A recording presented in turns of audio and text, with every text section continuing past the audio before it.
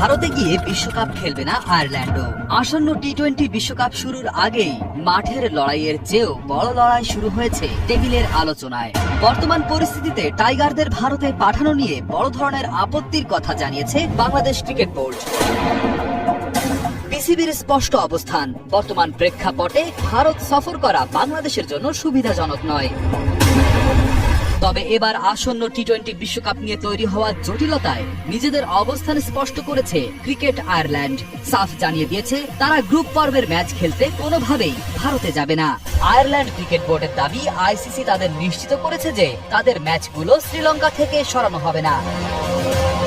এই সংকট কাটাতে ঢাকায় আইসিসির প্রতিনিধিদের সাথে জরুরি বৈঠকে বসেছিল বিসিবি। সেখানে উপস্থিত ছিলেন বোর্ড সভাপতি মোহাম্মদ আমিনুল ইসলাম এবং ক্রিকেট অপারেশনস কমিটির চেয়ারম্যান নাজমুল আবেদিন সহ শীর্ষ কর্মকর্তারা। বিসিবি আইসিসিকে প্রস্তাব দিয়েছে লজিস্টিক ঝামেলা এবং পরিস্থিতি বিবেচনায় বাংলাদেশকে যেন অন্য কোনো গ্রুপে সরিয়ে নেওয়া হয়। অর্থাৎ টাইগাররা চাচ্ছে ভারতের পরিবর্তে অন্য কোথাও তাদের ম্যাচগুলো খেলতে।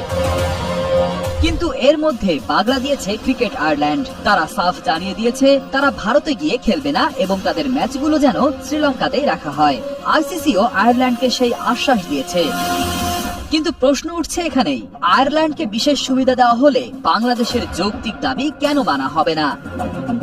বিসিবি সাফ জানিয়ে দিয়েছে টাইগারদের নিরাপত্তা এবং মানসিক স্বস্তির কথা মাথায় রেখে গ্রুপ বদল করাটাই সবচেয়ে সহজ সমাধান। যদিও আয়ারল্যান্ড বা আইসিসি এই প্রস্তাবে এখনো সায় দেয়নি, তবে বিসিবি তাদের অবস্থানে অনড়।